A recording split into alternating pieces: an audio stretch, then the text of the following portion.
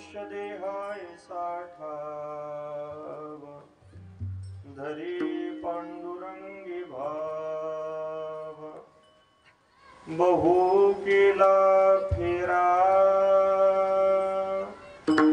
येथे सापडला थारा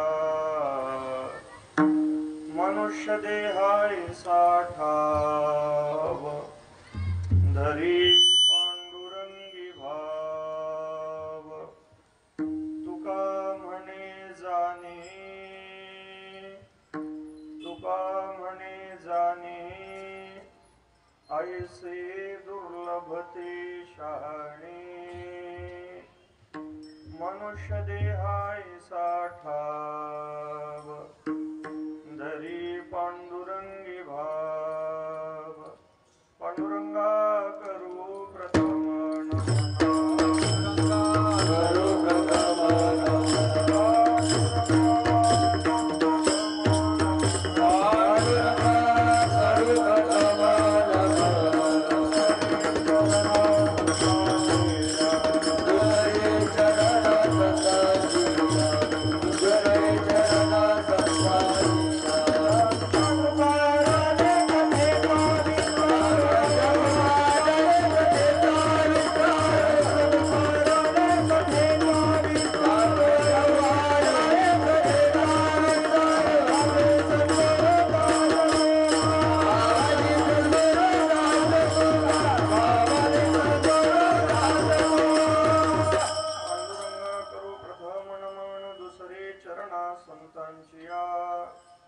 त्यांच्या कृपादाने कथेचा विस्तारू बाबाजी सद्गुरु दास तुका कलावज्ञ जीवोद्धरार्थावतारम कलांकंक तेजोदिका मोदिवक्त्रम खलानीशवादापणोदार्हदक्षम समाधिस्थमूर्तिं भजे ज्ञानदेवम् नमो सद्गुरु तुकया ज्ञानदीपा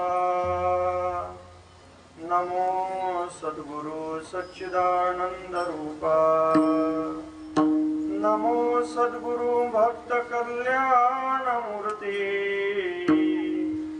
नमो सद्गुरु भास्करा पूर्ण कीर्ति संपाद्य ज्ञानंच विधाय भक्तिं विलोकितो येन समाधिराजः वैराग्यवन्तं सुविचारयुक्तं नमामि जोगं शिरसा गुरुन्तं सोनुपन्त तथा गुणिजनतया मामासि बोलति नामे शंकर शंकरा शुभकरा निसंगजो संगती पुण्यश्लोकीचा पुणे नगरीचा मोती खरा शोभतो ऐशा संतवरा शुभकरा दांडेकरा वंदितो तुम्ही संत माझिया कडा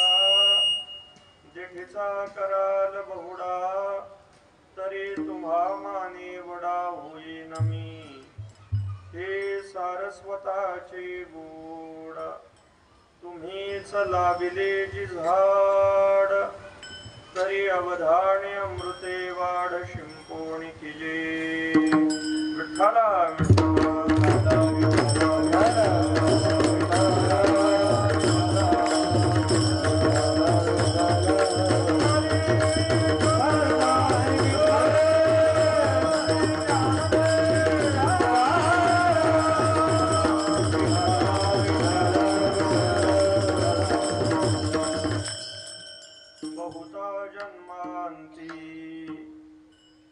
जोडी लागली हे हाती मनुष्य देहाय साठाव धरी पांडुरंगी भाव संत हृदय सम्राट अगाध कृपा वात्सल्य मूर्ती भगवान श्री ज्ञानोबराय महाराष्ट्र वेदाचं निसरण दिलया ज्यांच्या श्वासातून घडलं ते जगद्गुरु श्रीमंत श्री तुकोबराय ज्या परंपरेने वारकरी संतांचे विचार तुमच्या आमच्यापर्यंत पोहोचवले त्या ज्या परंपरेचे मुख्य प्रवाहक प्रातस्मरणीय स्वानंद सुखनिवासी सद्गुरू श्री जोग महाराज आदी करून सर्व संतांच्या कृपा आशीर्वादाने महाशिवरात्रीच्या निमित्ताने संपन्न होत असलेला हा 12 दिवसांचा अखंड हरिनाम यज्ञ आहे.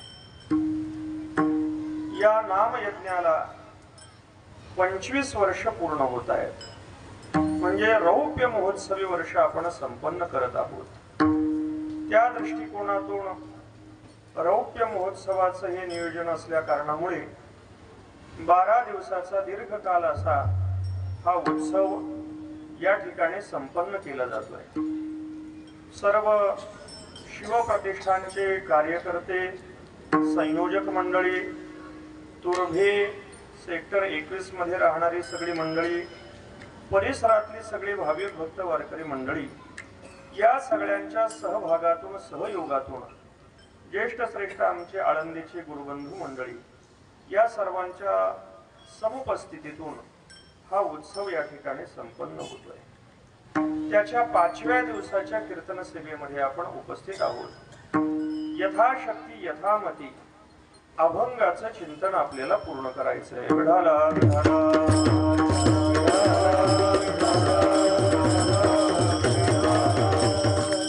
या अभंगातून जगद्गुरु तुकोबराय नेमकं शहाणं कोणाला म्हणायचं त्याचं लक्षण सांगतायत. शहाणं कोणाला म्हणायचं हा तसा विवादाचा प्रश्न आहे. कारण याच्यावरती शहाण्यांचं सुद्धा एकमत झालेलं आपल्याला पाहायला मिळत नाही. कितीही न कळणारा मूर्ख जरी असला तरी त्याच्या पुरता तो शहाणाच असतो. म्हणजे ज्याने त्याने ज्याची त्याची शहाणपणाची एक व्याख्या ठरवून ठेवलेली आहे. वस्तुनिष्ठ रूपाने नेमका शहाणा कोण आहे ते या अभंगाच्या चिंतनातून आपल्याला कळण्यासारखं आहे. भरपूर मनुष्य शिकला, शाळेमध्ये गेला, चांगल्या डिग्र्या मिळवल्या, ग्रंथांचं अध्ययन केलं म्हणजे तो शहाणा होतोच असं नाही. बऱ्याच वेळेला भरपूर शिकलेल्याला न शिकणारी भाजी विकणारी आजी सुद्धा फसवते. म्हणजे शहाणपणाचा आणि शिक्षणाचा तसा संबंध आपल्याला दिसत नाही. बरं, मग मनुष्याचं वय वाढल्यानंतर तो शहाणा होतो का? तर वयाचा आणि शहाणपणाचाही संबंध दिसत नाही. काही मंडळींचं वय वाढलेलं आहे पण जो शहाणपणा यायला पाहिजे तो शहाणपणा आलेला दिसत नाही. तुकोबराय बोलले, वयाच्या प्रबोधे विचार ज्या नाही, समान तो देही बाळकाच्या. वय वाढलंय पण प्रबोध शक्ती वाढलेली नाही. याचा अर्थ असा की वयाचा आणि शहाणपणाचाही संबंध नाही.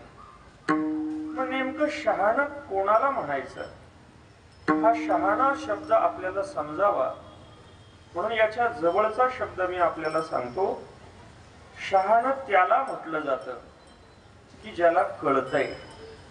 ज्याला कळतं त्याला शहाणं म्हटलं जातं. प्रश्न उपस्थित होईल, काय कळतं?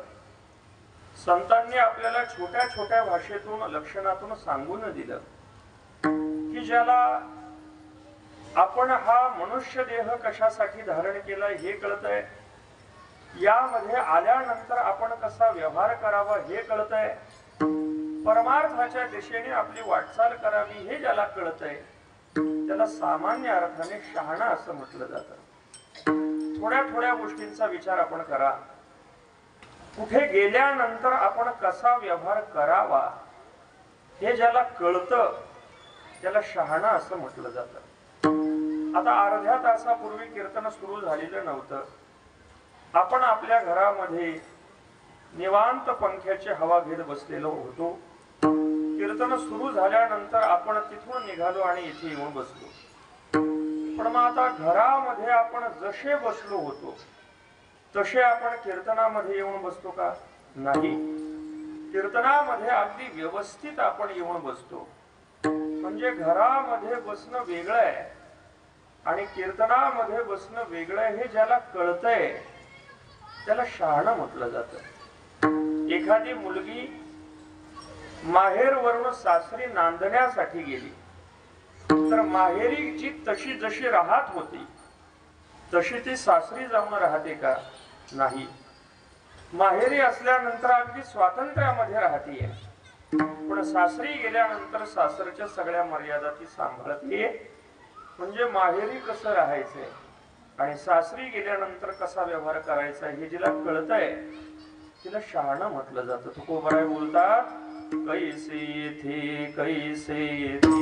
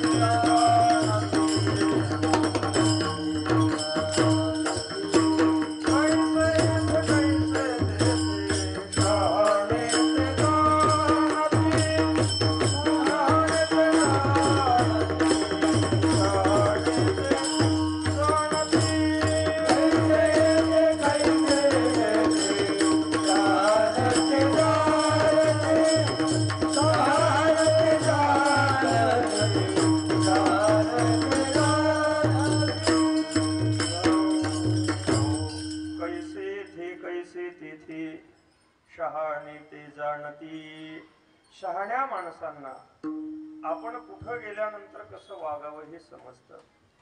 मग आता कीर्तन सुरू झालेलं आहे म्हणजे आपण कीर्तनामध्ये येऊन बसलं पाहिजे हे ज्याला कळतंय तो शहाणा आहे. कीर्तनामध्ये बसल्यानंतर सुद्धा कसं बसायचं, तर ज्या ज्या वेळेला भगवंताचं नामचिंतन होईल त्या त्या वेळेला आपण टाळी वाजवली पाहिजे, भगवंताचं भजन केलं पाहिजे. आहे तो सगळा संसार आपण विसरून भगवंताच्या चिंतनामध्ये सहभागी झालं पाहिजे. म्हणजे अशा पद्धतीने कीर्तनामध्ये बसणं ज्याला कळतं त्याला शहाणा असं म्हटलं जातं.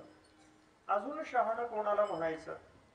तुकोबराय सांगतायत, जो आपण केलेला परमार्थ आपल्या तोंडाने सांगत नाही, म्हणजे आपल्या परमार्थाचा जो स्वतः प्रचार करत नाही त्याला शहाणं म्हटलं जातं.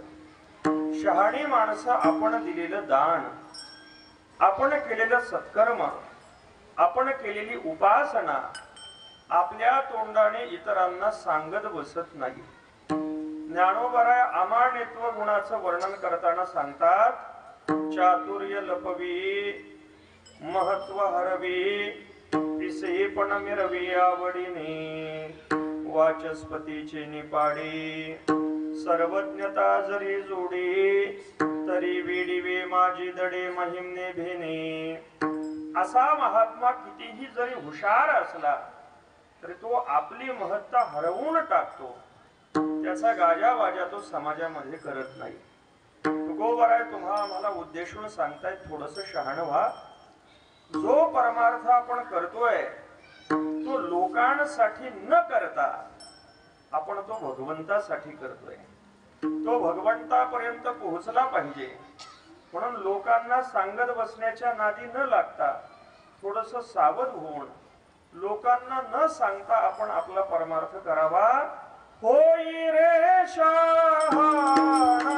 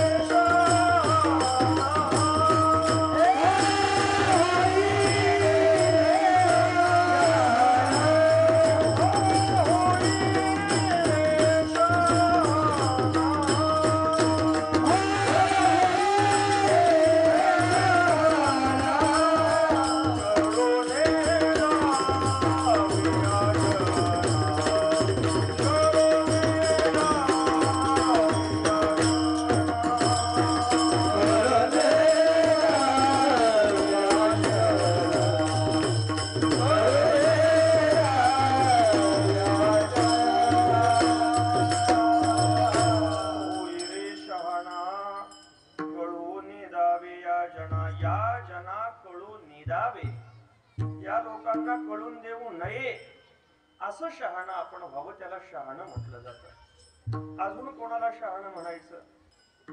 ज्याला एका वाक्यामध्ये लगेच समजतं त्याला शहाणं म्हटलं जातं. शहाण्या माणसांना पुन्हा पुन्हा तीच सूचना, त्याच गोष्टी परत परत सांगाव्या लागत नाहीत. शहाण्या मनुष्याला सांगितल्या बरोबर लगेच त्याची बुद्धी ते ग्रहण करते. आपलं हित कशामध्ये आहे हे शहाण्या माणसाला एका वाक्यामध्ये लगेच कळतं. वेदांत शास्त्राचा जो उत्तम अधिकारी आहे, त्या उत्तम अधिकाऱ्याचं वर्णन करत असताना त्याला तत्वमसी महावाक्याचा विस्तार आणि उपदेश करावा लागत नाही.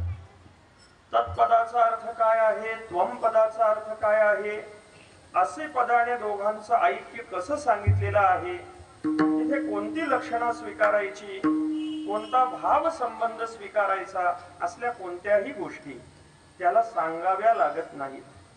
त्याने तत्वमसी एवढं फक्त वाक्य श्रीगुरूंच्या मुखामधून बाहेर पडलेलं ऐकलं की ते ऐकल्याबरोबर तो परमात्म स्वरूपाशी एकरूप होऊन जातो. तुकोबरा बोलतात, तुका म्हणे कानी ऐकिली मात, तोची झाला घात जीवपणा. कानावरती शब्द पडल्याबरोबर त्याचा अंतःकरण आपल्या हिताशी साध्याशी एकरूप होऊन जातं. शहाण्या माणसांना फार लांबून सांगावं लागत नाही. एक छोटस उदाहरण सांगितलं जातं. ब्रह्मदेवाने सृष्टीची रचना केली, देवलोक निर्माण केला, मानवलोक निर्माण केला, दानवलोक निर्माण केला. 3 लोक निर्माण झाले आणि 3 लोक निर्माण झाल्यानंतर तिन्ही लोकांमध्ये राहणाऱ्या ज्या प्रजा आहेत त्या प्रजेने विचार केला की ब्रह्मदेवांनी आपल्याला उत्पन्न केलंय पण आपल्याला काही उपदेश केलेला नाही. केवळ जन्माला घातलं म्हणजे सगळी जबाबदारी संपली असं नाही.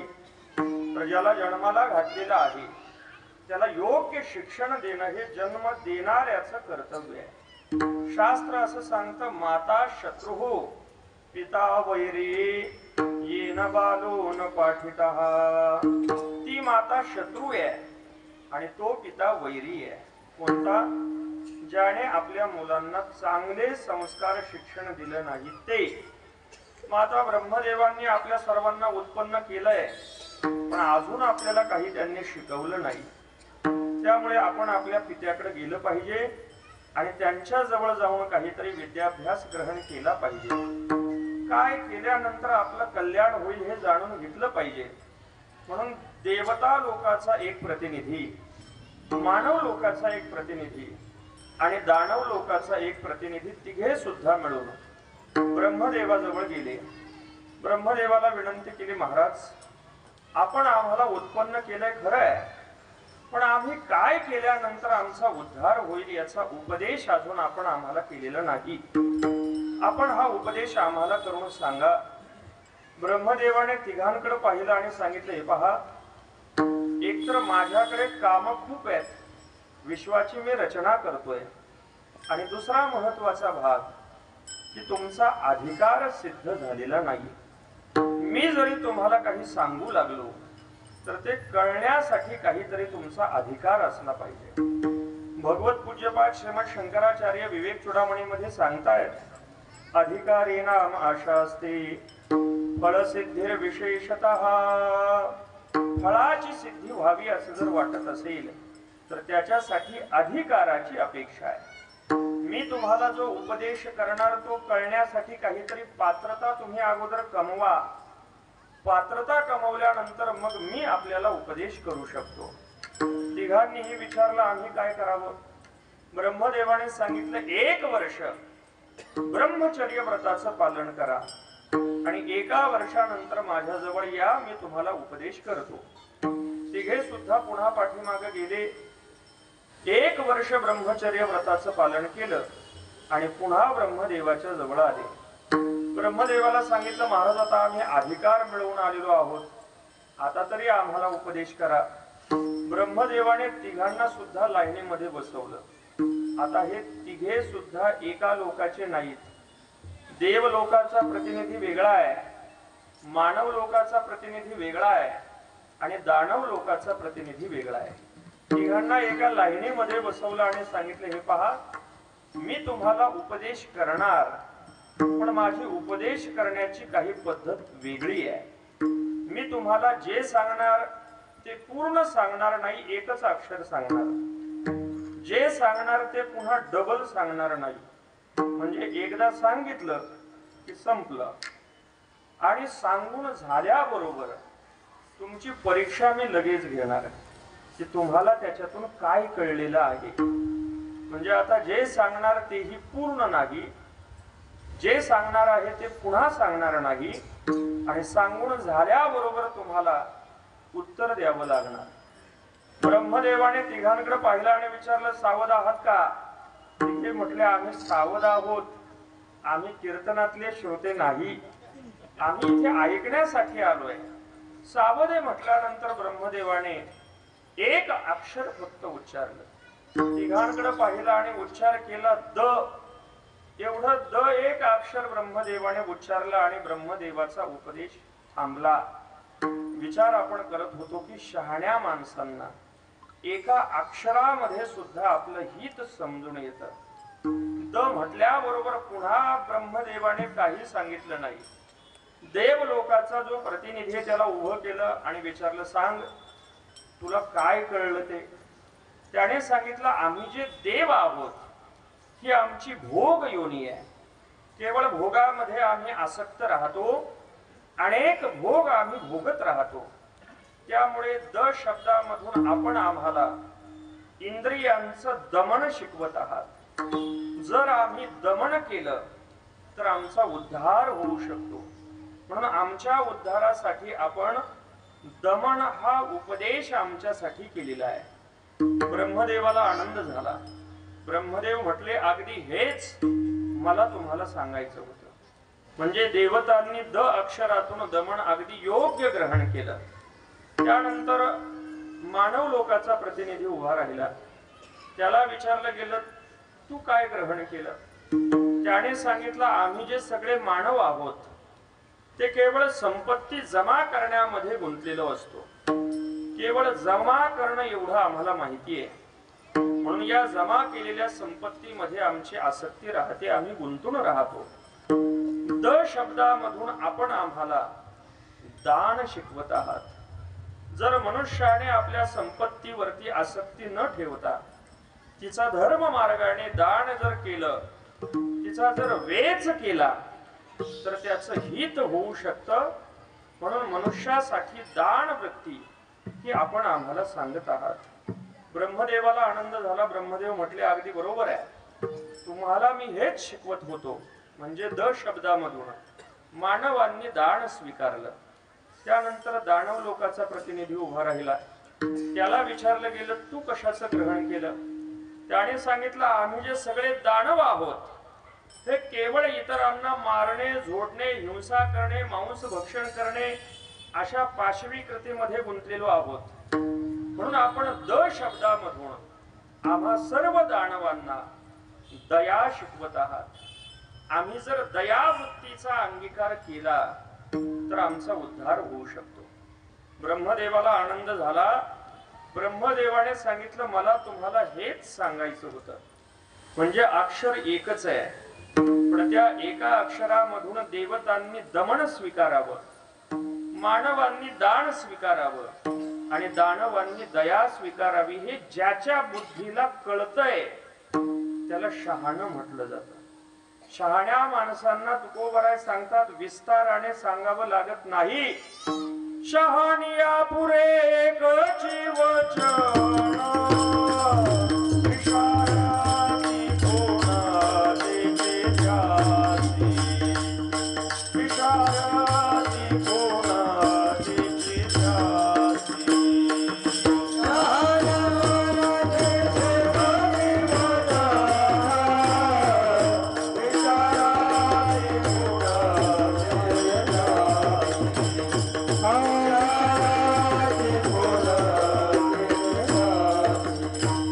Hallelujah.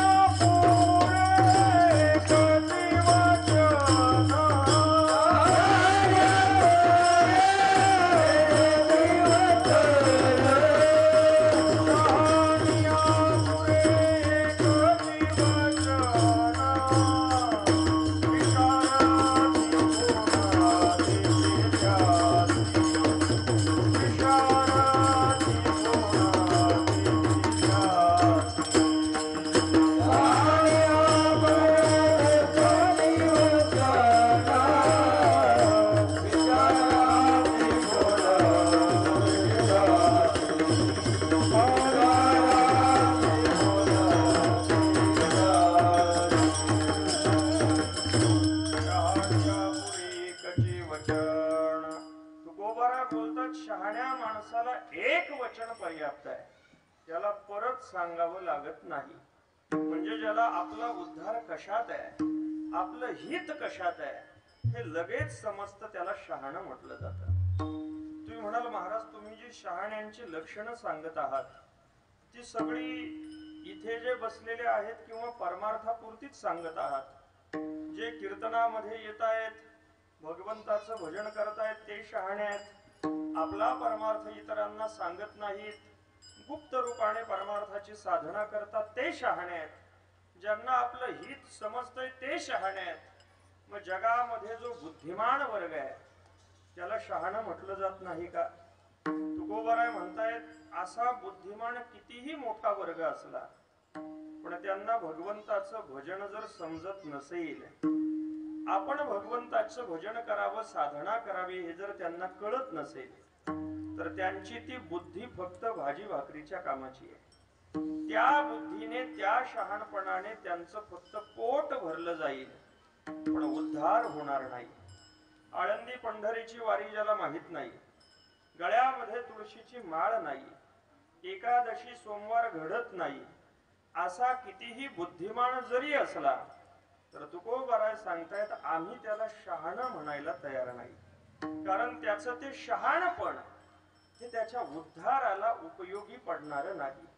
तो कितीही जरी हुशार असला, शहाणा असला पण भक्ती करत नसेल तर त्याची ती बुद्धी, त्याचं ते शहाणपण हे जाळून टाकण्याच्या कामाचं आहे. हरी भक्ती विना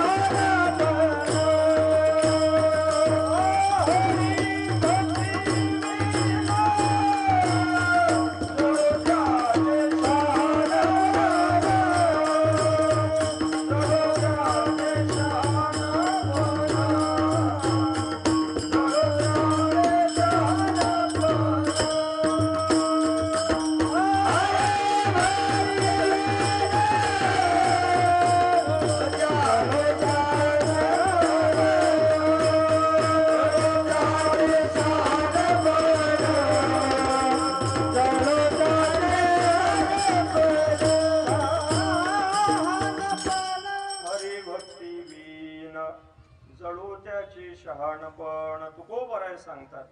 भगवंताची भक्ती घडत नाही, त्याचं शहाणपण उपयोगाचं नाही, ते आग लावण्याच्या कामाचं आहे. कारण त्याच्यातून त्याचा उद्धार होऊ शकत नाही. का? कारण त्याला कळलेलं नाही. ज्याला कळत नाही त्याला शहाणं म्हटलं जात नाही. 3 गोष्टी मनुष्याला कळल्या पाहिजेत. एक, आपण कुठून आलेलो आहोत हे कळावं, आपल्याला कुठे जायचंय हे कळावं आणि आपण आता कुठे आहोत हे आपल्याला कळलं पाहिजे. आपल्याला कुठं जायचंय हे आपल्याला कळलं पाहिजे. कल्पना करा, आपल्याला गावावरून आता इथे आपल्याला यायचंय, मुंबईमध्ये ज्याला भेटायला जायचंय त्याचा पत्ता आपल्याकडे असला पाहिजे की नाही? असला पाहिजे. म्हणजे आपल्याला कुठं जायचंय हे निश्चित कळलं पाहिजे. बऱ्याच वेळेला असं होतं की प्रवासाला आपण निघतो, बरोबर घेतलेला पत्ता हरवून जातो आणि पुढे कुठे जायचंय ते कळत नाही. कधी कधी जे लोकेशन पाठवलेलं असतं नेट नसल्यामुळे ते लोकेशनही रस्ता दाखवत नाही. म्हणजे पुढे कुठे जायचंय हे आपल्याला कळत नाही. पुढे कुठे जायचंय हे जर कळत नसेल तर कमीत कमी आपण मागून कुठून आलेलो आहोत हे कळलं पाहिजे. नाही पुढे जाता आलं तर आपली गाडी वळवली, जिकडे आलो होतो तिकडे आपल्या घरी आपल्याला सुखाने जाता येतं. पण कधी कधी असं होतं की प्रवास मोठा घडतो, गल्ली बोळातून फिरता फिरता फिरता पुढे कुठे जायचंय तेही कळत नाही आणि पाठी मागून कुठून आपण वळलेलो आहोत तेही समजत नाही. म्हणजे मागून कुठून आलेलो आहोत हेही कळत नाही, मग मागही फिरता येत नाही. मग अशा वेळेला तिसरी महत्वाची गोष्ट की आपण कुठे आहोत याचं तरी ज्ञान आपल्याला असलं पाहिजे. अमुक अमुक ठिकाणी अमुक अमुक चौकामध्ये मी उभा आहे, पुढे कुठे जायचं कळत नाही, मागे कुठे जायचं तेही कळत नाही. कोणाला तरी संपर्क करून आपला पत्ता व्यवस्थित त्याला सांगता येतो, पण आपण कुठे आहोत हे जर आपल्याला कळत नसेल तर मग आपण कोणाशीही संपर्क केला तरी आपल्या सांगण्याचा उपयोग काही होत नाही. म्हणून जीवाला ह्या 3 गोष्टी तरी कळल्या पाहिजेत. पहिला महत्वाचा मुद्दा, आपण कुठून आलो हे आपल्याला कळलं पाहिजे. तुम्ही म्हणाल आपण कुठून आलो म्हणजे तुम्ही देहूवरून आलात आणि आम्ही आमच्या घरामधून इथे येऊन बसलेलो आहोत. आपला हा जो प्रवास आहे हा 2-3 तासाचा 4-2 दिवसाचा प्रवास नाही. अनंत जन्मापासून आपण फिरत फिरत फिरत फिरत चाललेलो आहोत. नेमका आपण कुठून आलेलो आहोत याचा बोध आपल्याला नाही. आपण कुठून आलेलो आहोत, कोणत्या जन्मानंतर आपण या मनुष्य जोनीमध्ये प्राप्त झालेलो आहोत याचं ज्ञान आपल्या जवळ नाही. कोण कुठून आले याचा निश्चित पत्ता आपल्याला सांगता येत नाही. एक जीव जन्माला येण्यासाठी त्याला किती फिरत फिरत यावं लागतं याचा विचार उपनिषदामध्ये येतो. नामदेवरायांनी सुद्धा आपल्याला सांगितलेला पाहायला मिळतो. एक जीव जन्माला येण्यासाठी पहिली महत्वाची गोष्ट, द्युलोकामध्ये सूर्य प्रज्वलित व्हावा लागतो. सूर्य प्रज्वलित झाल्यानंतर सूर्याच्या किरणांमध्ये देवता आपल्या श्रद्धेचं हवन करतात. त्यानंतर त्याने चंद्र प्रकाशित होतो. चंद्र प्रकाशित झाल्यानंतर चंद्राच्या प्रकाशाने पर्जन्याची वृद्धी होते, म्हणजे पाऊस पडतो. चंद्राचा आणि पाण्याचा घनिष्ठ संबंध आहे. समुद्राला जी भरती ओहोटी येते ती चंद्राच्या कलेंवरती अवलंबून असते. म्हणजे पाऊस पडावा लागतो. पाऊस पडल्यानंतर अन्नधान्याची निर्मिती होते. पाऊसच पडला नाही तर अन्नधान्य निर्माण होणार नाही. अन्नधान्य निर्माण झाल्यानंतर ते अन्न पुरुष खातो. खाल्ल्यानंतर त्या अन्नाचं विघटन होतं, सप्त धातूंची रचना होते आणि शेवटी बीज बनतं. हे बीज आईच्या गर्भामध्ये 9 महिने 9 दिवस योग्य पद्धतीने वाढावं लागतं. तेव्हा एक जीव जन्माला येतो. आता हा जो प्रवास आहे हा सगळ्यांचाच सफल होतो असं नाही. अनेक सूर्याची किरण आहेत, पण सगळ्या सूर्याच्या किरणांपासून चंद्र प्रकाशित होत नाही. कितीतरी सूर्याची किरण वायाला जातात. सगळ्या चंद्राच्या प्रकाशामधून पर्जन्य पडत नाही. कितीतरी चंद्र प्रकाश वायाला जातो. पडणाऱ्या सगळ्या पर्जन्यापासून पावसापासून अन्नधान्य निर्माण होत नाही.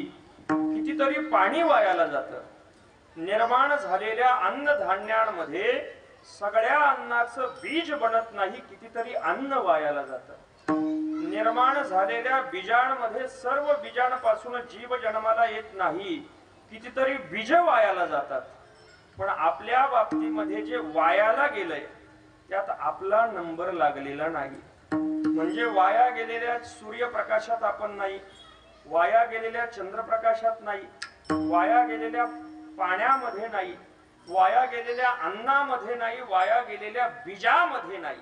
म्हणजे हा सगळा प्रवास आपला वाया गेलेला नाही, सफल झालेला आहे. मग आता एवढा सगळा प्रवास सफल झाल्यानंतर इथे आल्यानंतर मनुष्य म्हणून जन्माला आल्यानंतर जर आपण वायाला जात असू तर त्याला शहाणं म्हणायचं का? म्हणजे एवढा सगळा प्रवास केल्यानंतर जिथे आपण आलेलो आहोत तिथे आपण काहीच प्राप्त न करता जर व्यर्थ आपलं आयुष्य वायाला जात असेल तर त्याला शहाणं म्हटलं जाणार नाही. आपण इथपर्यंत आलो हे सहजासहजी घडलेलं नाही. याच्यामध्ये फार गोष्टी घडल्या की जे एवढ्या मोठ्या भाग्याने आपण इथपर्यंत आलो. नामदेवराय सांगतायत 84 लक्ष योन्यांचा प्रवास करत करत करत आपण इथपर्यंत आलेलो आहोत. 20 लक्ष योनी आपण वृक्षांमधून फिरलो. 9 लक्ष योनी आपण पाण्यामध्ये असणारे जे जलचर आहेत त्या जलचरांच्या भोगल्या. 29 लक्ष योनी आपण भोगल्या. 11 लक्ष योनी जे किडे आहेत त्या किड्यांच्या योन्यांमध्ये आपला प्रवास झाला. 29 आणि 11 40 लक्ष योनी. 10 लक्ष योनी आकाशातून उडणारे जे पक्षी आहेत त्या पक्ष्यांच्या योन्यांमधून फिरलो. 50 लक्ष. 30 लक्ष योनी आपण जे 4 पायाचे पशु आहेत त्या पशूंच्या योनीमधून फिरलो म्हणजे 80 लक्ष. बरं हे 80 लक्षाचं गणित म्हणजे बेरीज केली 80 लक्ष झालं असं नाही. याच्यामध्ये जे फिरणं आहे त्या फिरण्यामध्ये एक एक योनी कोटी कोटी फिरा. मग जर 80 लक्ष योन्यांमध्ये एका योनीमध्ये कोट्यावधी वेळेला फिरावं लागत असेल तर 80 लक्ष योन्यांमध्ये एकूण किती वेळेला फिरावं लागलं याचं गणित तुम्ही घरी जाऊन करा आणि काय बेरीज येते ती सांगा. बेरीज काही हाताला येणार नाही. किती जन्म झाला फेरा गणित नाही जी दातारा. म्हणजे एवढा मोठा प्रवास करून आपण आलो पण गंमत अशी झाली आलो कशासाठी हेच आपण विसरून गेलो. ज्ञानोबराय सांगतात पाहेपा देहाचिया गावा जया लागी आले पांडवा तो कार्यार्थ आघवा सांडोनिया.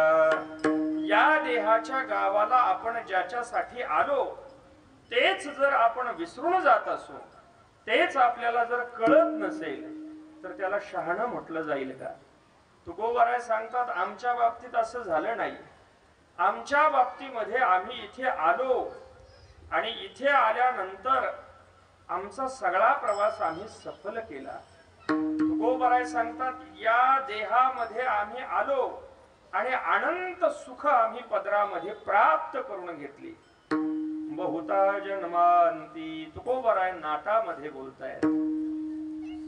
आम्ही जन्माला येण्याच्या पाठीमागची भूमिका सांगताना तुकोबराय बोलले बरवे झाले आलो या जन्मासी.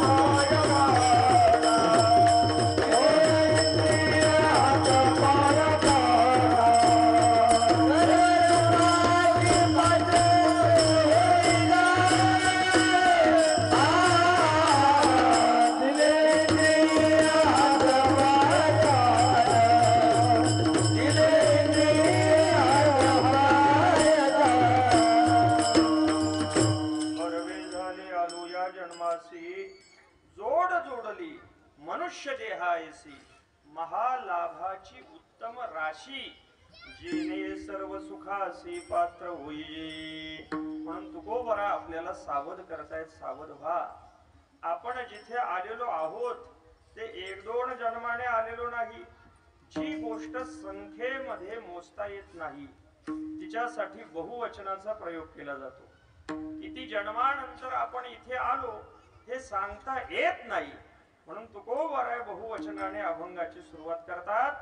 पहिल्या बहुत जन्माते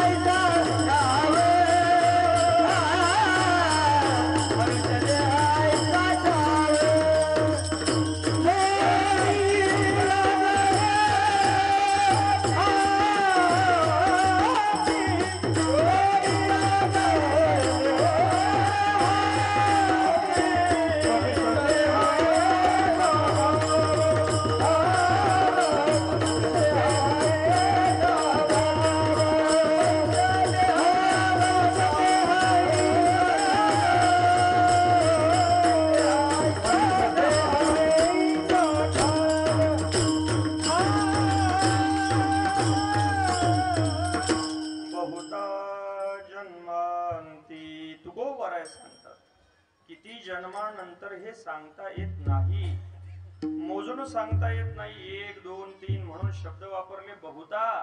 पुष्कळ जन्माच्या नंतर एक अद्भुत गोष्ट घडली. काय झालं? जोडी लागली हे हाती. आमच्या हाताला जोडी लागली. जोडी कशाला म्हटलं जातं? जे जोडून देण्यामध्ये समर्थ आहे त्याला जोडी असं म्हटलं जातं. या मनुष्य देहाला जोडी असं म्हटलं जातं. कशावरून? कारण आपण जर ठरवू ती गोष्ट आपल्याला इथं जोडता येते. आपण जर ठरवलं तर वरचंही जोडता येतं आणि जर ठरवलं तर खालचंही जोडलं जाऊ शकतं. म्हणजे हा असा मध्यबिंदू आहे, असं जंक्शन आहे की आपल्याला पाहिजे तिकडे इथून जाता येतं. म्हणून याला जोडी असं म्हटलेलं आहे. आपण जर ठरवलं तर आपण याच देहामधून साक्षात परमात्मा स्वरूपापर्यंत पोहोचू शकतो. आणि जर आपण ठरवलं नाही, कसंही काही करू लागलो तर याच देहानंतर आपण अगदी नरकादी अधम योनीला सुद्धा जाऊ शकतो. तुकोबराय बोलतात, नरदेह निधान लागले हाती, उत्तम सार उत्तम गती, देवची होईल म्हणती ते होती तरी का चित्ती न धरावे. आपण जे ठरवू ते इथं होऊ शकतं, म्हणून याला जोडी म्हटलं जातं. असा हा अद्भुत ठिकाणी आपण प्राप्त झालो. मग आता अशा जोडी प्राप्त करून देण्याच्या ठिकाणी आपण प्राप्त झालो, मग काय जोडलं पाहिजे? परमार्थ महाधन, जोडी देवाचे चरण. भगवंताला आपण जोडून घेतलं पाहिजे. या देहामधून आपण भगवंतापर्यंत अगदी लवकर पोहोचू शकतो. म्हणून अशा ठिकाणी आपण उभे आहोत की आपण पाहिजे ते जोडू शकतो. तुकोबराय सांगतात, आपण नेमकं काय जोडलं पाहिजे? तर जी गोष्ट कायमची राहणारी आहे ती गोष्ट आपण जोडली पाहिजे. आणि जी गोष्ट राहणारी नाही तिला जोडून उपयोग नाही. आपण मात्र असं जोडत बसलेलो आहोत की जे राहणारच नाही. शेती जोडण्याच्या नादामध्ये, संपत्ती जोडण्याच्या नादामध्ये, पद प्रतिष्ठा जोडण्याच्या नादामध्ये आपण सर्व आयुष्य व्यर्थ वायाला घालवतोय. जे जे आपण जोडत आहोत त्यातला एकही पदार्थ आपल्याला तारण्यासाठी उपयोगी पडणारा नाही. जे जे आपण जोडतोय ते जड आहे. शेती, संपत्ती, धन, अडका, पैसा इत्यादी सगळ्या जड गोष्टी आहेत आणि कोणताही जड पदार्थ आपल्याला तारू शकत नाही.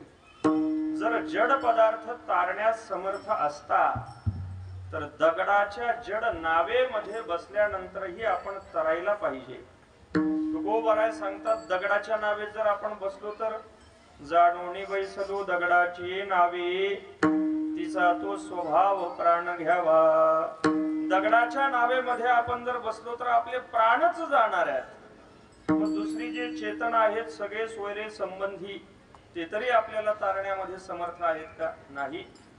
तुकोबराय बोलले, ज्या वेळेला आपल्याला नेण्यासाठी काळ येईल त्या वेळेला आपल्या बरोबर इथलं कोणी यायला तयार होणार नाही. काळाची बावडी वडील बा जेव्हा सोडविना तेव्हा माय बाप. आई वडील सोडवू शकत नाही, कोणी सोडवणार नाही.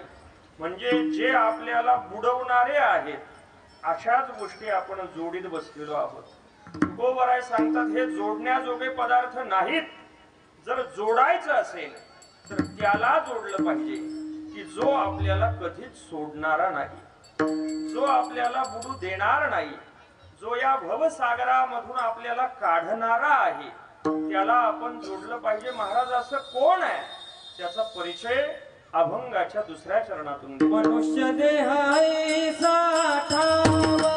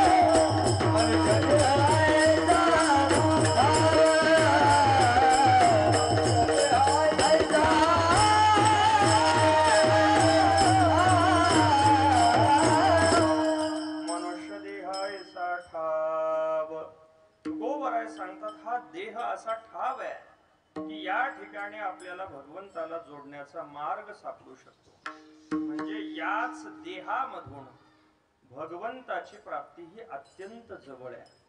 बाकीच्या देहांमधून भगवत प्राप्ती जवळ नाही, होणारच नाही असं नाही, होऊ शकते.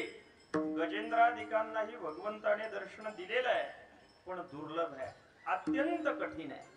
या देहामध्ये मात्र भगवान आपल्याला अगदी सन्मुख आहे. म्हणून याला ठाव म्हटलेलं आहे. ठाव त्याला म्हटलं जातं की जिथे मनुष्य तरतो, जिथे त्याचे पायी टेकतात, त्याला ठाव म्हटलं जातं. आपण या योनीमध्ये आहोत, भगवंताच्या भजनाचा ठाव आपल्याला प्राप्त होऊ शकतो. म्हणून आपण भगवंताला शरण जाण्याचा, परमात्मा पंढरीनाथाच्या चरणाच्या ठिकाणी भाव आपण धरला पाहिजे. भगवंताला आपण शरण जायला पाहिजे. आता भगवंताच्या ठिकाणी भाव धरायचा म्हणजे काय करायचं? तर भगवंताच्या ठिकाणी भाव धरायचा, भगवंताला धरायचं म्हणजे त्याचं नाम धरायचं, त्याचं रूप धरायचं, त्याचं चरित्र, त्याचं सर्व लीला धरायच्या.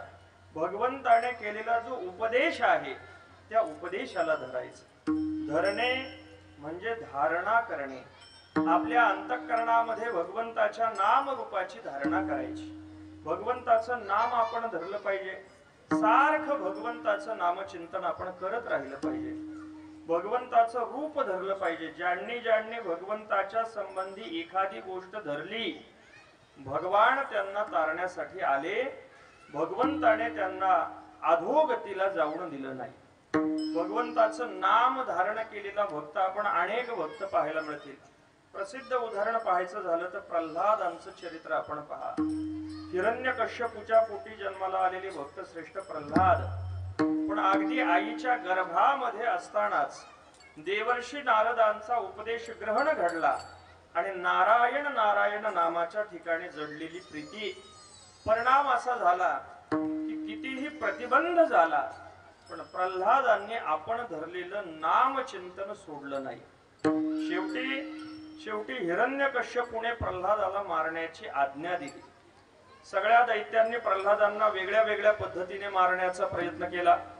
उंच कड्यावरून खाली फेकलं, मधोन्मत्त हत्तीच्या पायी तुडवलं, विष पाजलं, उकळत्या तेलामध्ये टाकलं, कृत्या उत्पन्न करून पाठीमागे सोडली. अनेक प्रयत्न झाले पण प्रल्हादांना काही झालं नाही. भगवंताचं नाम ज्याने धरलंय भगवान त्याला सोडत नाही. भगवंताने त्याच्यासाठी नरसिंह अवतार धारण केला, हिरण्यकश्यपूचा वध केला, प्रल्हादाला उचललं. नाम प्रल्हाद उच्चारी तया सोडवी नरहरी, उचलून घेतला कडीवरी भक्ती सुखी निवाला. प्रल्हादाला भगवंताने आपल्या कडेवरती उचलून घेतलं. भगवंताला धरणे म्हणजे भगवंताचं नाम धरणे, भगवंताचं रूप धरणं आहे. भगवंताचं रूप कोणी धरलं? फक्त आठवण करून देऊ आणि पुढे जाऊ. आपले वडील भीमक राजा, त्यांच्या शेजारी बसलेली त्यांची मुलगी रुक्मिणी, ब्राह्मणाने वर्णन करायला सुरुवात केलं भगवान श्रीकृष्ण परमात्म्याचं. आणि भगवंताचं वर्णन करत असताना रुक्मिणी माता ते ऐकतायत. ऐकत असताना मनामध्ये भगवान श्रीकृष्ण परमात्म्याचं रूप केवळ वर्णनावरून निर्माण झालं आणि हृदयामध्ये भगवान श्रीकृष्ण परमात्म्याला रुक्मिणी मातेने धरलं की आपल्याला विवाह करायचा तर तो याच्याशीच करायचा. रुक्मिणी मातेला नेण्यासाठी भगवान परमात्मा आले. रूप ज्यांनी धरलंय त्यांनाही भगवान तारतात. भगवंताची कथा ज्यांनी धरली, परीक्षिती सारख्याने भगवंताची कथा धरली, भगवंताने त्यांचाही उद्धार केला. भगवंताचं ज्ञान ज्यांनी धरलंय, उद्धवादिकांनी शुकाचार्यादिकांनी भगवंताचं ज्ञान धारण केलं, त्यांनाही भगवंताने तारलं. कोणी कसाही असो, जो भगवंताला शरण जातोय भगवान त्याला तारतायत. कोणी असं म्हणेल, महाराज तुम्ही भगवंताला धरण्यासाठी सांगता, पण आता आमची गाडी अर्ध्याच्या पुढे गेलेली आहे आणि आता भगवंताला धरायचं जर तुम्ही म्हटले तर त्याला आम्ही कसं धरायचं? कारण आजपर्यंत जे नको करायला ते सगळं करत आम्ही आलो. जे खायचं नाही ते खाल्लं, जे प्यायचं नाही ते पिलो, नको ते सगळी कर्म आमच्याकडून घडली आणि आता आम्ही भगवंताला जर शरण जायचं म्हटलं तर भगवान आमचा स्वीकार करील का? तर ऐका, भगवान इतके दयाळू आहेत की आपण कसेही असा, भगवान आपल्या ठिकाणी असलेल्या गुणदोषांचा विचार करत नाहीत. भावार्थ रामायणामध्ये नाथ महाराजांनी सुंदर प्रसंग मांडला. हनुमंतराय जेव्हा सीता मातेच्या शोधासाठी अशोक वाटिकेमध्ये गेले, सीता मातेला रामनामाची मुद्रिका दाखवली आणि दाखवल्यानंतर ओळख पटली. हनुमंतरायांनी सांगितलं, प्रभू आपल्याला नेण्यासाठी येणार आहेत, चिंता करू नका. आश्वासन दिलं आणि तिथून माग फिरत असताना सीता मातेला सांगितलं, मला भूक लागलेली आहे, इथे जी काही फळं आहेत ती मी थोडीशी खातो. हनुमंतरायांना फळं वगैरे खायची नाहीत, पण आपण आलेलो आहोत तर रावणाला भेटून जायला पाहिजे.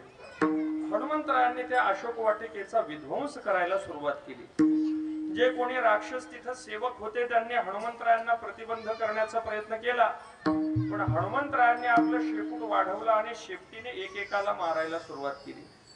त्या सगळ्या दैत्यांनी विचार केला, हे वानर आपल्याला पकडलं जात नाही. सगळे राजपुत्र इंद्रजिताजवळ गेले. इंद्रजिताला सांगितलं, महाराज कोणीतरी वानर आपल्या वाटिकेमध्ये आलाय आणि त्याने सगळ्या वाटिकेचा विध्वंस मांडलाय. इंद्रजित त्यांना म्हणतोय, तुम्हाला एक साधं वानर पकडता येत नाही, मी तुम्हाला पकडून दाखवतो. इंद्रजित सगळ्यांना घेऊन तिथं आला. हनुमंतरायांनी लांबून पाहिलं. हनुमंतराय विचार करत होते, ज्याची वाट पाहत होते तो आलेला आहे. मग अजून शेपटी लांबवली आणि शेपटीने असं इंद्रजिताला बडवायला सुरुवात केली. इंद्रजिताने एक एक अस्त्र सोडावं, हनुमंतरायांनी त्या सगळ्यांना पुन्हा पाठीमागं पाठवावं. इंद्रजित अगदी थकून गेला. इंद्रजिताने विचार केला, आजपर्यंत आपण अनेक विद्या अनेक शस्त्रास्त्र शिकलो, पण हे शेपटी नावाचं अस्त्र काय आपण कधी शिकलो नाही. याला कसं नेमकं करायचं, काय करायचं सुचेना. शेवटी शेवटचा उपाय म्हणून ब्रह्मास्त्र इंद्रजिताने सोडलं. हनुमंतरायांनी विचार केला, ब्रह्मदेवाचा मान सन्मान राखला पाहिजे, म्हणून ब्रह्मास्त्राचा सन्मान राखण्यासाठी हनुमंतरायांनी स्वतःला ब्रह्मास्त्रामध्ये बांधून घेतलं. बांधल्यानंतर सगळे दैत्य थोडेसे शांत झाले, त्यांची भीती गेली आणि विचार केला, आता हे बांधले गेलेत, पण जवळ जायचं की नाही याच्यावरून चिंता होती. कारण आपण जर जवळ गेलो आणि बांधलेल्या दोरीमधून जर शेपटी निसटली तर किती तडाखे बसतील सांगता येत नाही. जवळ जायला घाबरत होते. कसं तरी हनुमंतरायांना रावणाच्या सभेमध्ये नेलं. रावणाने सगळ्यांकडे पाहिलं तर एकाचाही चेहरा ओळखू येत नव्हता. कोणाचा डोळा सुजलेला आहे, कोणाचा गाल सुजलेला आहे, सगळ्यांची भयंकर स्थिती आहे. रावणाने सगळ्यांना विचारलं, अरे तुम्हाला एवढा सगळा मार कोणी दिला? सगळ्यांनी हनुमंतरायांच्या शेपटीकडे बोट दाखवलं, म्हणे याच्या शेपटीने दिला. त्याच्यामुळे शिक्षा द्यायची झाली तर या शेपटीलाच शिक्षा द्या. काय शिक्षा द्या? ही शेपटी पेटवून टाका. शेपटीला चिंध्या गुंढाळायला सुरुवात झाली. हनुमंतरायांचं शेपूट वाढत आहे. लंकेतली सगळी वस्त्र संपली. शेवटी सीता मातेचं वस्त्र आणण्यासाठी कोणीतरी जातंय हे हनुमंतरायांच्या कानावरती आलं आणि हनुमंतरायांनी शेपटी आखुडती घेतली. बाकीचे म्हटले, जाऊ नका आणायला, शेपटी संपलेली आहे. आणि मग रॉकेल वतलं, शेपटीला आग लावली. शेपटी जळाली नाही.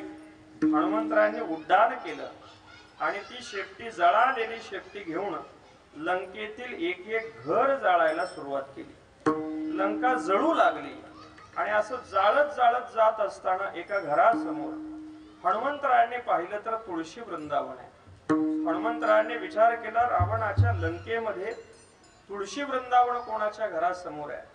हनुमंतरायांनी ते घर जाळलं नाही, तसेच खाली उतरले. म्हणजे सगळी लंका जळाली, पण तुळशी वृंदावन ज्या घरासमोर होतं ते घर जळालं नाही.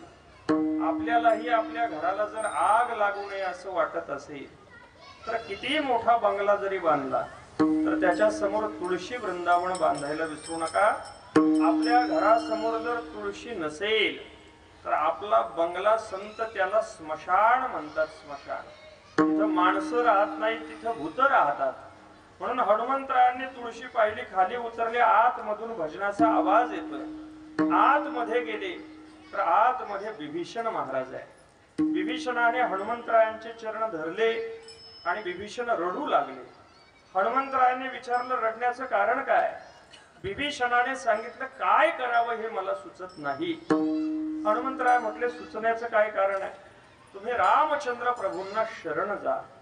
विभीषण म्हटले अहो त्यांना शरण मी गेलो असतो, पण मला त्यांना तोंड दाखवण्याची जागा राहिलेली नाही.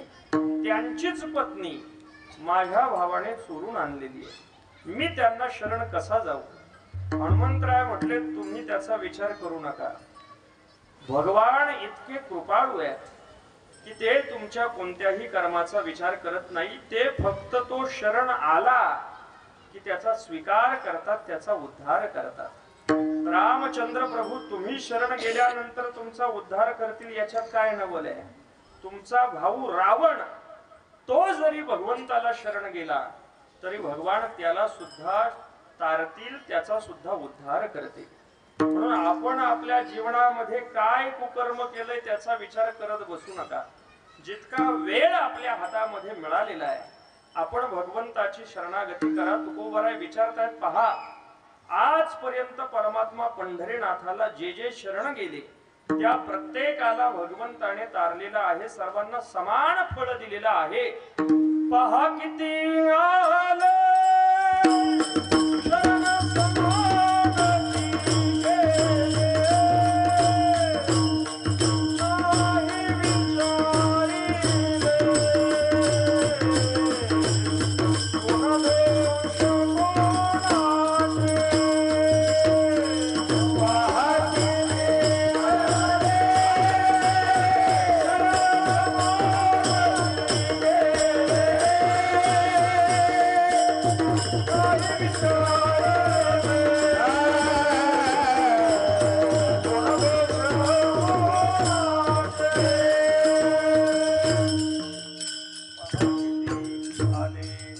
शरण नाही विचारिले गुणदोष कोणाचे. त्यामुळे आपण काय केलेलं आहे याचा विचार न करता भगवंताला आपण शरण गेलं पाहिजे. त्याला शरण गेल्यानंतर त्याच्या शरणासाठी आपल्याला काही करावं लागत नाही. तुकोबराय सांगतात भवसागर तरता कार्य करीतसा चिंता पैल उभा दाता कटेकर ठेवून या त्याचे पायी घाला मिठी मूल निघी जगजेठी भावा एकासाठी खांदावा ही आपुलिया. म्हणून परमात्मा पंढरीनाथाला आपण शरण जावं. त्याच्या शरणागतीचा हा जो मार्ग आहे, हा मार्ग, हा उपाय आपल्याला सहज मिळालेला नाही. हा उपाय सुद्धा आपल्याला फार उशिरा हाताला लागलेला आहे. आजपर्यंत त्याच्या जवळ जाण्यासाठी अनेक पद्धतीचे फेरे आपल्याला घ्यावे लागले, पण या सगळ्या फेऱ्यांमधून आता कुठे आपल्याला हा थारा शाश्वत मिळालेला आहे. अभंगाच्या 3ऱ्या चरणात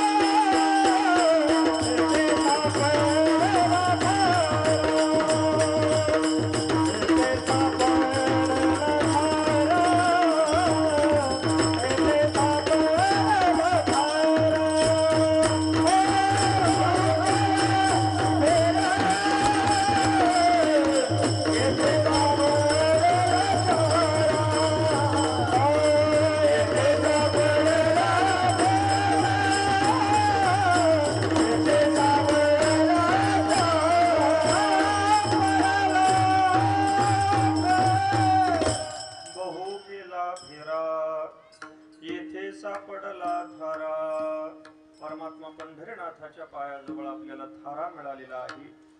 हा फेरा कोणता आहे, निश्चित थारा आपल्याला कोणी प्राप्त करून दिलेला आहे, इत्यादी गोष्टींचा विचार करून पुढचं चरण पाहून आपल्याला वेळेत थांबायचंय. पण तत्पूर्वी एकदा भगवंताचं भजन करा. विठोबा रघुमाई जय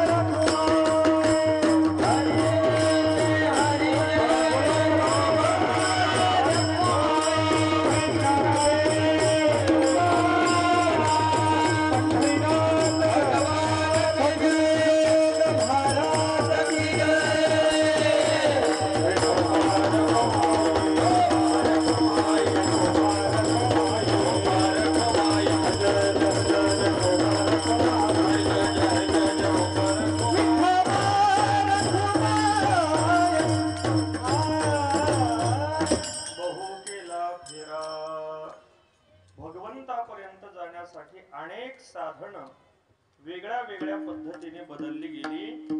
पण आता कुठे हे भक्तीचं, भगवंताच्या नामचिंतनाचं साधन आपल्या हाताला लागलेलं आहे. अनेक साधनांचा फेरा आपण पहा. निळोबराय वर्णन करतात. नाना साधनांच्या केल्या खटपटा, परित्या नपवती याच्या दारवंटा, जाणो जाता जाणीव घाली आडफाटा, योगाभ्यासी रीती रोधिता ती वाटा हो. अनेक मार्ग याच्यासाठी शोधले, पण अनेक मार्गांचे फेरे इथपर्यंत जात नाही. संतांची कृपा झाली, ज्ञानोबराय तुकोबरायांसारखे आपल्याला मार्गदर्शक भेटले, म्हणून आपल्याला भगवंतापर्यंतचा जाण्यासाठी सोपा सहज मार्ग प्राप्त झाला. कोणीतरी चांगला सांगणारा भेटल्याशिवाय फेरा चुकत नाही आणि थारा मिळत नाही. एखाद्या रस्त्याने आपण कितीही फिरत राहिलो, पण जोपर्यंत चांगला रस्ता सांगणारा भेटत नाही, तोपर्यंत आपल्याला मुक्कामापर्यंत जाता येत नाही. एक छोटासा किडा रस्त्याने धावत होता. त्या रस्त्याने व्यास महर्षी चालले होते. व्यासांनी किड्याकडे पाहिलं आणि त्याला विचारलं, का रे एवढ्या वेगाने धावत कुठं चाललेला आहे? त्या किड्याने सांगितलं, महाराज पाठीमागून रथ येतोय, रथाखाली जर मी सापडलो तर माझे प्राण जातील, म्हणून प्राण वाचवण्यासाठी पळतोय. व्यास महर्षींना त्याची दया आली. व्यासांनी त्याला विचारलं, अरे किड्याची योनी तुझी, या योनीचं एवढी आसक्ती धरण्याचं काय कारण आहे? उलट रथाखाली सापडला गेला, प्राण गेले तर मोकळा होशील. किड्याने सांगितलं, महाराज मरणाला मी घाबरत नाही, पण जर हा देह सुटल्यानंतर याच्यापेक्षा चांगला देह मिळेल की वाईट मिळेल हे मला माहित नाही. चांगला मिळणार असेल तर हा देह सोडायला हरकत नाही, पण जर वाईट मिळणार असेल तर हात सांभाळून ठेवलेला बरा आहे, म्हणून याला वाचवतोय. व्यास महर्षी म्हटले, चिंता करू नको, मी तुला चांगल्या योनीची प्राप्ती घडवून देईल आणि तुला कृतार्थ करेल. किडा म्हटला, तुम्ही जर मला आश्वासन देत असाल तर मग मला हा देह सोडायला हरकत नाही. किडा तिथे रस्त्यावरती थांबला, रथाखाली त्याचे प्राण गेले. व्यासांनी त्याला पुढे पशु योनीची प्राप्ती करून दिली, पुन्हा त्याला स्मरण दिलं, पुन्हा 4 पायाच्या पशूंमध्ये तो गेला, तिथे त्याला स्मरण घडवून दिलं. ज्या ज्या योनीमध्ये तो जावा त्या त्या ठिकाणी व्यास महर्षी त्याला स्मरण द्यायचे आणि तोही देह सोडत सोडत त्याला मनुष्य योनीपर्यंत त्यांनी आणलं. त्यातही पुन्हा शूद्र, वैश्य, ब्राह्मण अशा क्षेत्रामध्ये फिरताना ब्राह्मण कुलामध्ये तो जन्माला आला. 5-6 वर्षाचा बटू असताना व्यास महर्षींनी त्याला सारस्वत मंत्राचा उपदेश केला. त्याने सारस्वत मंत्राचं अनुष्ठान केलं, त्याला विद्या प्राप्त झाली. व्यास महाराजांना म्हटलं, महाराज आता माझं सगळं काही कार्य संपलं का? व्यासाने सांगितलं, नाही, अजून तुला पुढे मिळवलेलं ज्ञान हे दिलं पाहिजे. जवळच नंदभद्र नावाचा राजा राहतोय. त्याला तू हे सगळे त्याचे जे प्रश्न आहेत त्याची उत्तर जाऊन त्याला दे, त्यानंतर हाही देह सोडून दे, मी तुला ऋषी कुलामध्ये उत्पन्न करून तुला कृतार्थ करीन. तो नंदभद्र राजाजवळ गेला. राजाशी त्याचा मोठा संवाद झाला. राजाचं समाधान केलं. एका सरोवराच्या काठावरती सूर्यनारायणाची उपासना करताना त्याने स्वतःचा देह सोडला. मग तो ऋषी कुलामध्ये उत्पन्न झाला. ऋषी कुलामध्ये जन्माला आल्यानंतर व्यासांनी त्याला स्मरण दिलं, त्याला उपदेश घडवला. त्याचं नाव आहे मैत्रेयी ऋषी.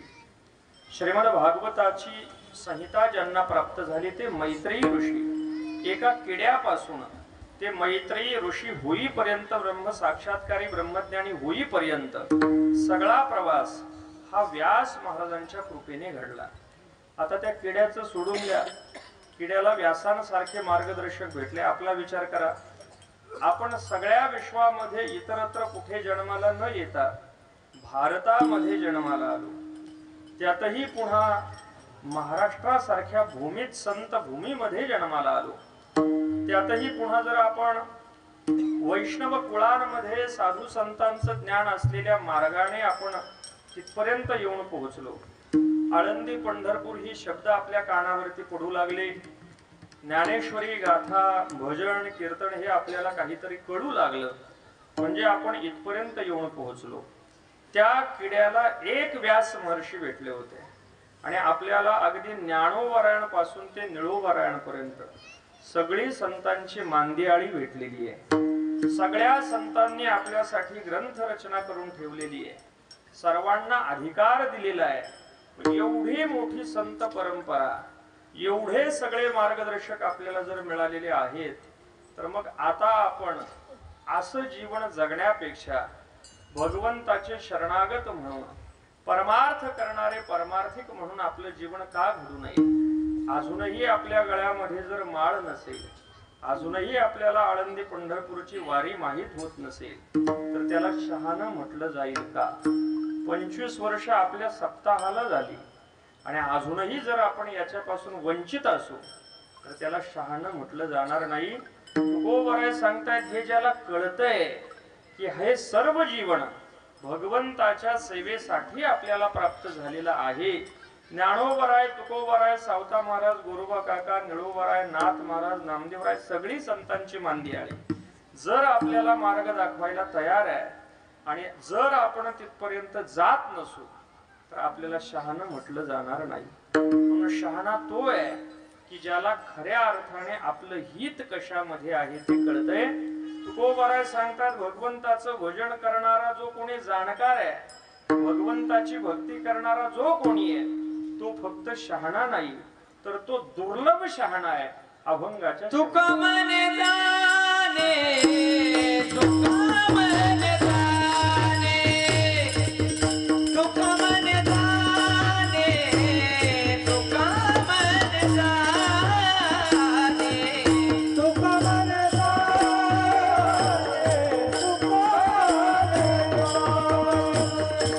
तुका मने जाने,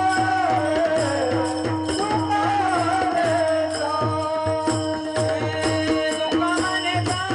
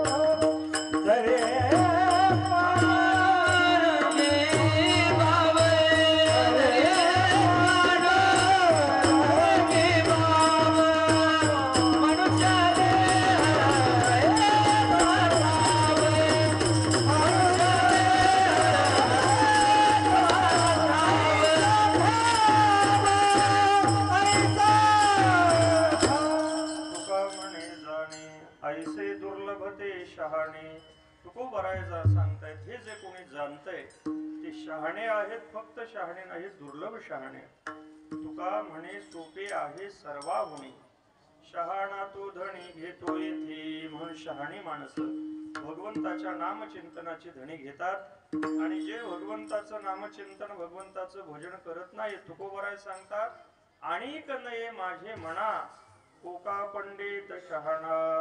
म्हणून खऱ्या अर्थाने बुद्धिमान तो आहे की जो आपल्या प्रत्येक क्षणाचा उपयोग भगवंताच्या भजनामध्ये भगवंताच्या सेवेमध्ये खर्च करतोय, तो खऱ्या अर्थाने बुद्धिमान शहाणा आहे.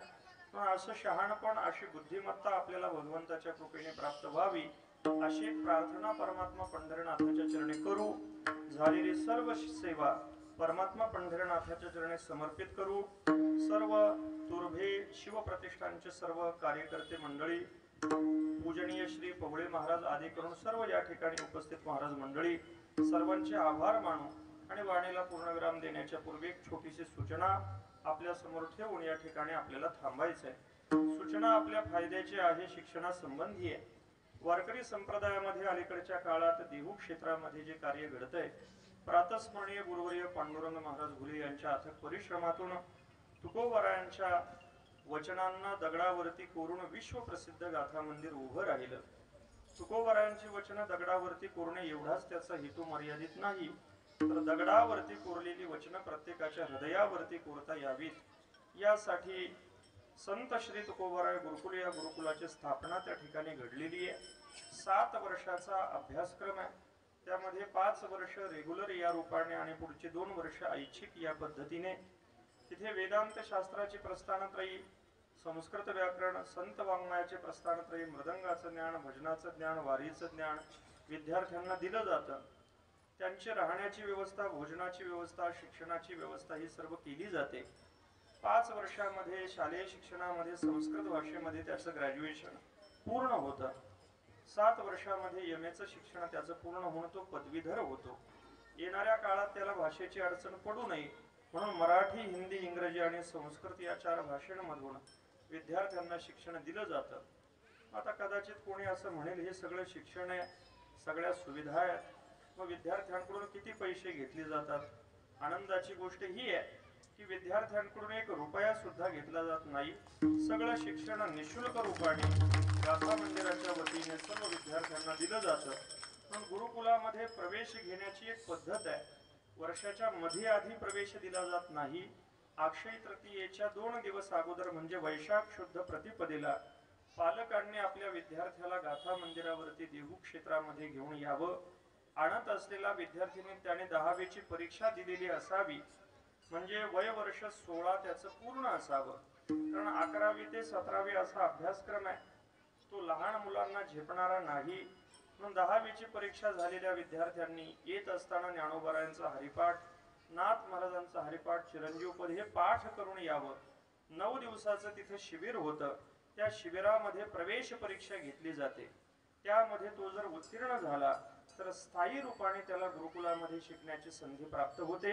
महाराष्ट्राच्या कानाकोपऱ्यातून आपल्या योग्यतेने उत्तीर्ण होऊन शिक्षण घेणारे आज मितीला 125 ते 150 विद्यार्थी तिथे अध्ययन करतायत.